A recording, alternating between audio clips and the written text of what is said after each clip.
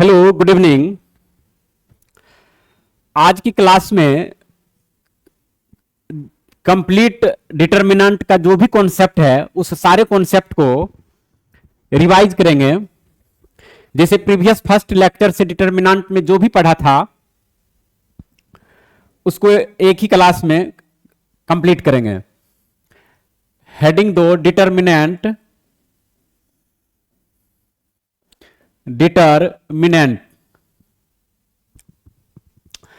सबसे पहले डिटर्मिनेंट को लिखेंगे A11, A12, A13 dot dot, A21, A22, A23 dot dot, A31, A32, A33 dot dot. ये represent करता है रो को, first row, second row, third row. First column, second column, third column, यदि आगे भी रहेगा तो फोर्थ कॉलम, फिफ्थ कॉलम ये आ जाएगा। यदि नेक्स्ट एलिमेंट रहेगा तो ये आ जाएगा, थर्ड के बाद फोर्थ रो आ जाएगा। यदि जितना एलिमेंट है ये, इसमें कितना है 3, इसमें भी 3, इसमें भी 3, 3 रो में भी और कॉलम में भी।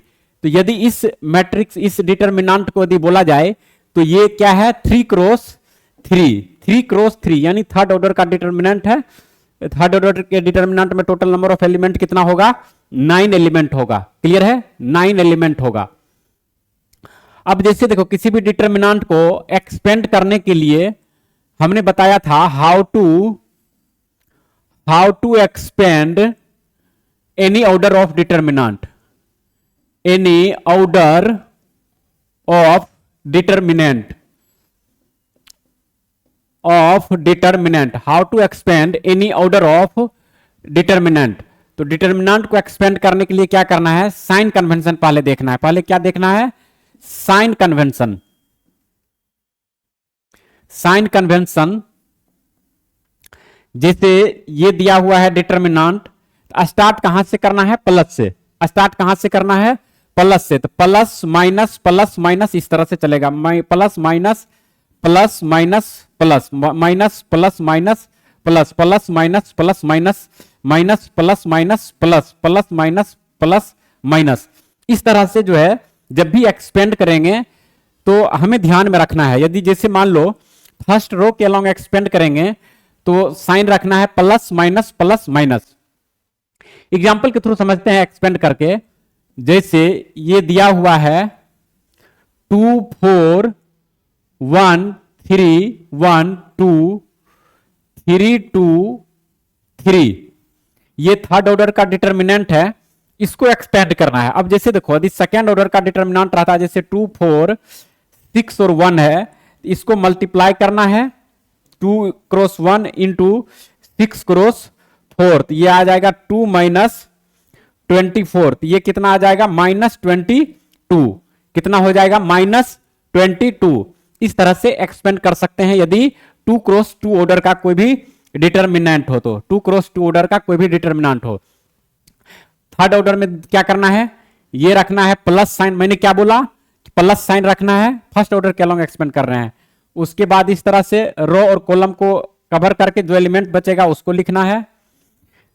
प्लस के बाद क्या आएगा, माइनस, तो -4 हो जाएगा। कॉलम और रो को कवर करो, 1 2 3 3 1 2 3 3 1 2 3 3, प्लस माइनस फिर प्लस, ये कितना आ जाएगा, +1, और ये आ जाएगा कितना, रो और कॉलम को कवर करो, 1 3 1 3 3 2 1 3 3 2, क्या हो जाएगा, 1 3 3 2। इस तरह से थर्ड ऑर्डर का यदि कोई भी डिटर्मिनेंट हो तो थर्ड ऑर्डर के डिटर्मिनेंट को आसानी से एक्सपेंड कर सकते हैं। अब इसको इजीली सॉल्व कर सकते हो। अब ये क्या आ जाएगा, 2, ये आ जाएगा 9 माइनस 4, ये कितना आ जाएगा, -4, ये आ जाएगा 3 माइनस 6, ये आ जाएगा +1, 2 माइनस 9 आ जाएगा, 2 माइनस 9, ये कितना आ जाएगा, 10 आ जाएगा। ये -3 माइनस माइनस प्लस 12 हो जाएगा, -7 हो जाएगा। ये कितना आ जाएगा, 5, ये कितना आ जाएगा 15 आ जाएगा। क्या आ जाएगा, 15 आ जाएगा। तो क्या देखा, थर्ड ऑर्डर डिटर्मिनेंट को यदि एक्सपेंड करना है तो आसानी से एक्सपेंड कर सकते हैं। क्लियर है। साइन कन्वेंशन को ध्यान में रखना है, इस साइन कन्वेंशन को ध्यान में रखना है, प्लस माइनस। यदि ये फर्स्ट रो के अलॉन्ग हो गया, यदि फर्स्ट कॉलम के अलॉन्ग करना रहता प्लस माइनस इस तरह से। और ध्यान में ये रखना है कि जिस भी, जैसे मान लो यहां प्लस है तो इसके रो को और कॉलम को कवर करके एलिमेंट को लिखना है। ये क्या आ गया, एक्सपेंशन ऑफ डिटर्मिनेंट। ये क्या आ जाएगा, expansion of determinant.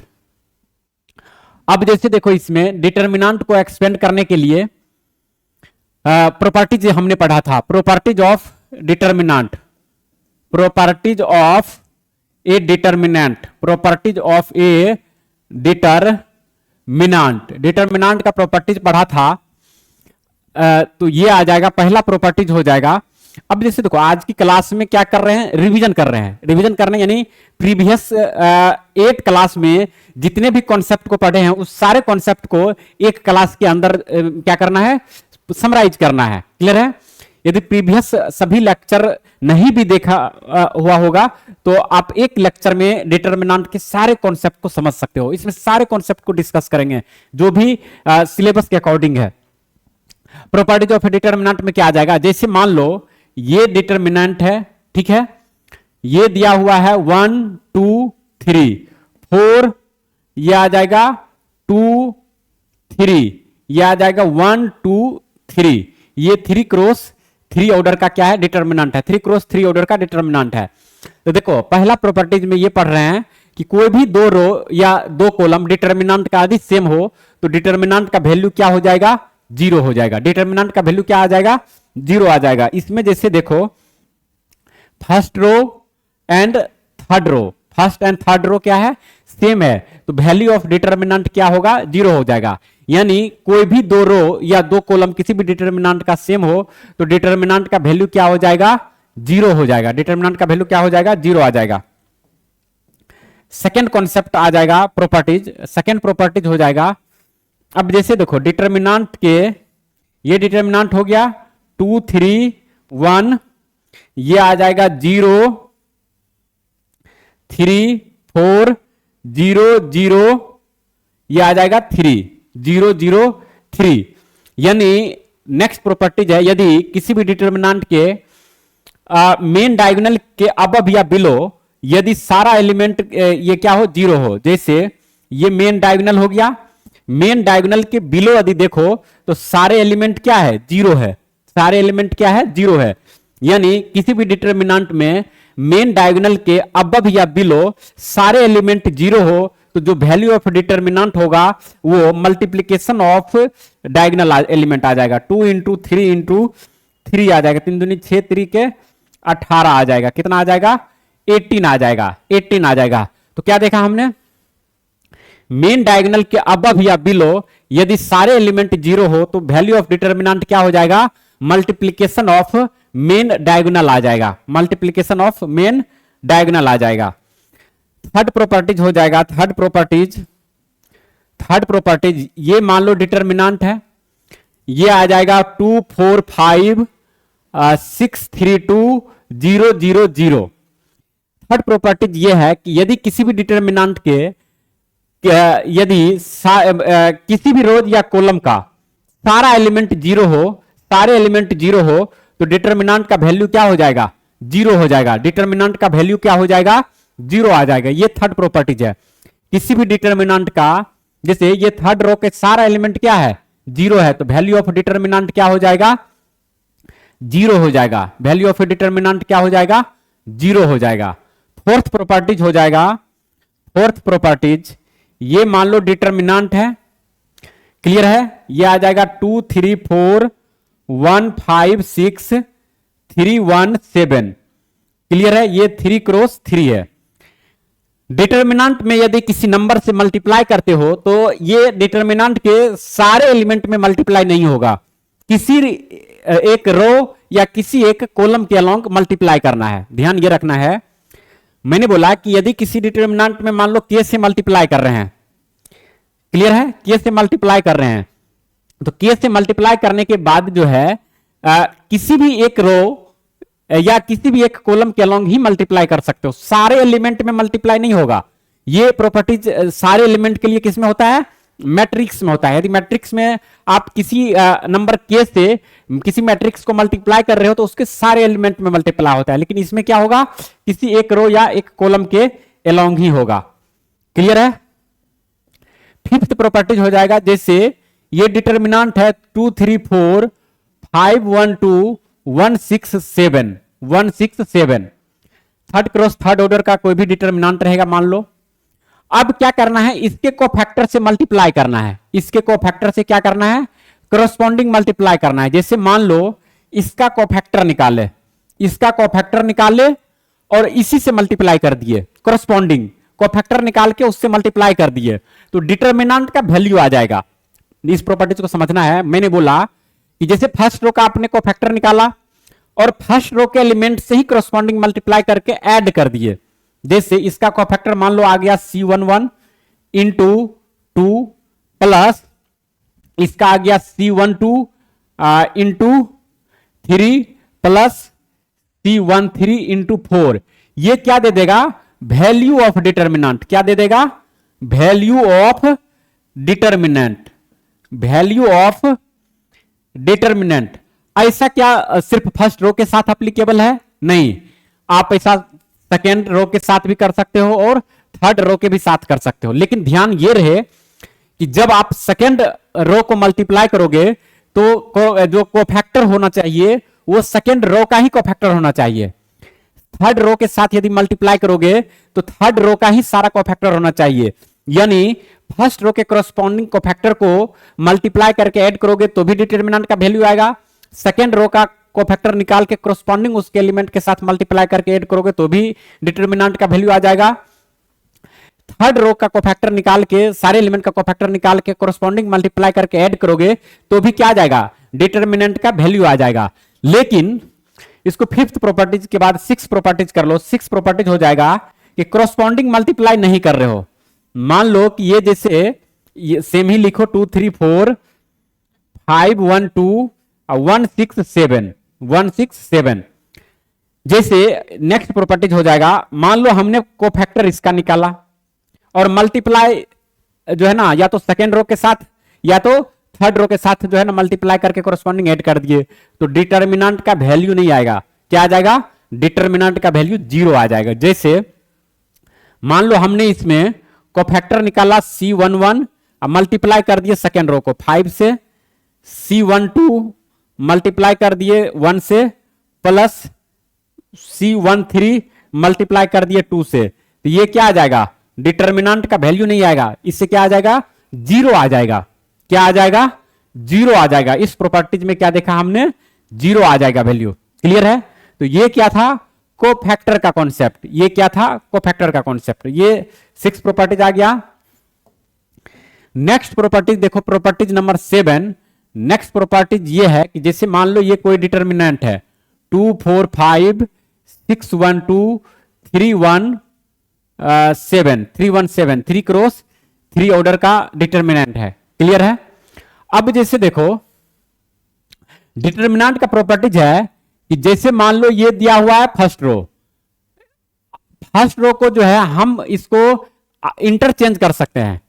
First row को क्या कर सकते हैं, इंटरचेंज कर सकते हैं, या कॉलम को भी इंटरचेंज कर सकते हैं। यानी यदि फर्स्ट कॉलम में है तो उसको सेकंड में रख सकते हैं, उसको थर्ड में रख सकते हैं। क्लियर है। तो ये प्रॉपर्टीज हो जाएगा। अब जैसे देखो नेक्स्ट प्रॉपर्टीज हो जाएगा, किसी भी डिटर्मिनेंट को जब आप एक्सपेंड करोगे, जैसे 2 0 5 है, 0 3 0 है, 0 0 1 है, 0 0 1 है, ये 3 क्रॉस 3 ऑर्डर का डिटर्मिनेंट है।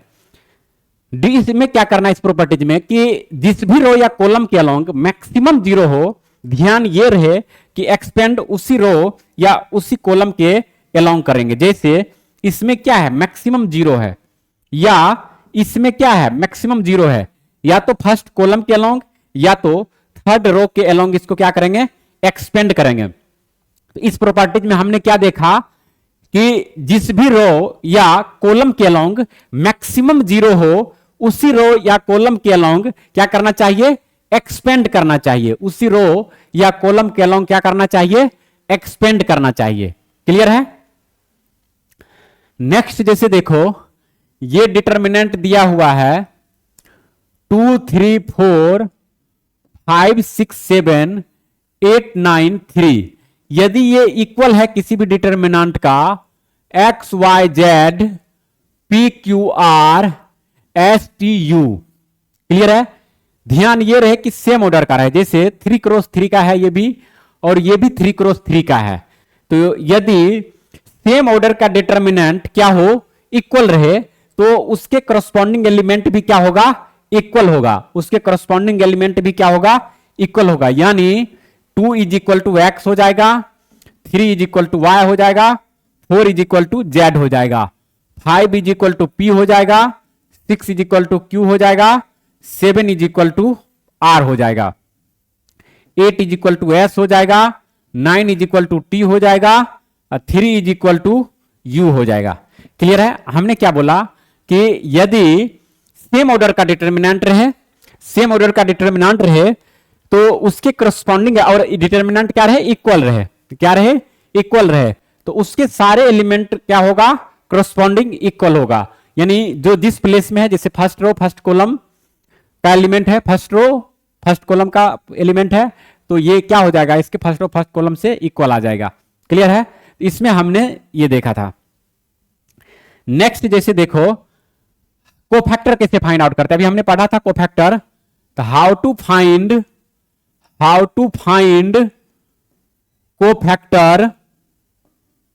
Cofactor of a determinant, how to find cofactor of a determinant.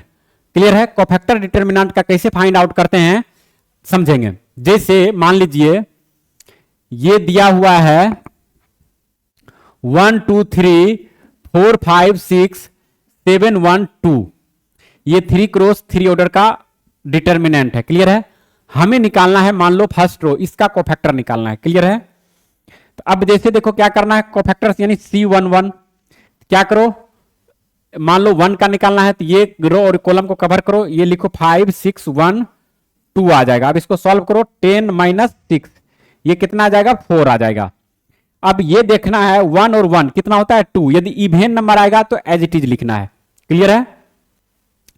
अब उसके बाद ये आ जाएगा C12 क्या हो जाएगा इसका, तो ये कॉलम और रो को कवर करो, 4 6 7 2, 4 6 7 2 आ जाएगा। ये कितना आ जाएगा, 8 माइनस 42 आ जाएगा। क्लियर है। ये कितना आ जाएगा, 34 आ जाएगा। क्या आ जाएगा, 34। अब ये देखना है कि 1 और 1 कितना आ गया, 1 प्लस 1 आ गया 3। 3 क्या है, ओड नंबर है। 3 क्या है, ओड नंबर है। तो जब भी ओड आ जाए तो क्या करना है, माइनस से मल्टीप्लाई कर देना है। क्या करना है, माइनस से मल्टीप्लाई करना है। तो यहां क्या आ जाएगा, माइनस से मल्टीप्लाई करोगे तो ये क्या आ जाएगा, माइनस माइनस प्लस आ जाएगा। क्या आ जाएगा, प्लस 34 आ जाएगा। क्लियर है। मान लो इसका निकालना है कोफैक्टर, C13 का निकालना है। कवर किसको करना है, कॉलम और रो को, 4 5 7 1। ये आ जाएगा 4 5 7 और 1 आ जाएगा। इसको सॉल्व करेंगे तो ये 4 माइनस 35, ये क्या आ जाएगा, माइनस 31 आ जाएगा। और 1 प्लस 3 को ऐड करना है। मैंने क्या बोला, जिसका भी कोफैक्टर फाइंड आउट करोगे ध्यान ये रहे कि जिस भी कॉलम या रो में है, रो प्लस कॉलम को क्या करना है, ऐड करना है। यदि ऐड करने के बाद इवन आ जाए तो एज इट इज लिखना है, यदि ओड आ जाए तो माइनस साइन लगा देना है। तो इवन है तो एज इट इज रहेगा। इसी तरह से सिमिलरली किसी का भी निकाल सकते हैं।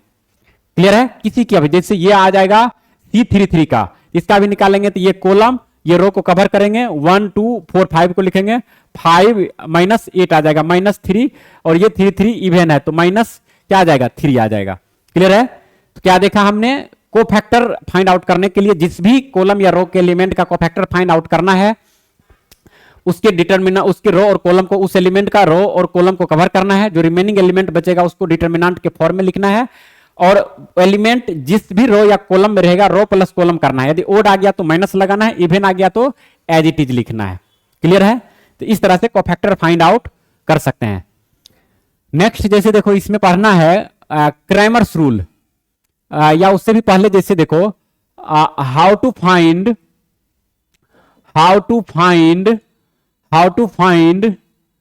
Area of a triangle, area of a triangle. Clear है? बाय डिटर्मिनेंट मेथड, यानी डिटर्मिनेंट मेथड से एरिया कैसे फाइंड आउट करते हैं। जैसे दिया हुआ रहेगा, मान लिया जाए ये ए वर्टेक्स है x1 y1, बी हो जाएगा x2 y2, सी हो जाएगा x3 y3। हमें क्या निकालना है? Area of a triangle, area of a triangle. ये आ जाएगा 1/2। क्या करना है? सभी का एक्स कोऑर्डिनेट लिखना है। ये आ जाएगा x1 x2 x3, y1 y2 y3, 1 1 1। क्या आ जाएगा? इससे एरिया फाइंड आउट हो जाएगा। किसी भी ट्रायंगल का एरिया फाइंड आउट हो जाएगा बाय डिटर्मिनेंट मेथड। क्लियर है? अब जैसे वर्टेक्स रहता 2 4 3 5 6 1, तो यहां एक्स कोऑर्डिनेट लिखते, यहां वाई कोऑर्डिनेट, यहां पे जेड कोऑर्डिनेट। यदि मान लो एरिया ऑफ ए ट्रायंगल 0 आ जाता, क्या आ जाता? एरिया ऑफ ए ट्रायंगल मान लो ये 0 आ जाता, तो जब भी एरिया ऑफ ए ट्रायंगल 0 आ जाता तो क्या हो जाता? कोलिनियर हो जाता। जो तीनों वर्टेक्स दिया हुआ है, ये तीनों वर्टेक्स क्या हो जाता? कोलिनियर हो जाता। तो ध्यान ये रखना है, नोट करके लिख लो, if area of a triangle is equal to 0, then it is collinear. क्या हो जाएगा? ये क्या हो जाएगा? कोलिनियर हो जाएगा। ध्यान ये रखना है कि एरिया यदि 0 हो जाए तो क्या हो जाएगा? कोलिनियर हो जाएगा। क्लियर है? जैसे प्रॉब्लम लिखो, फाइंड द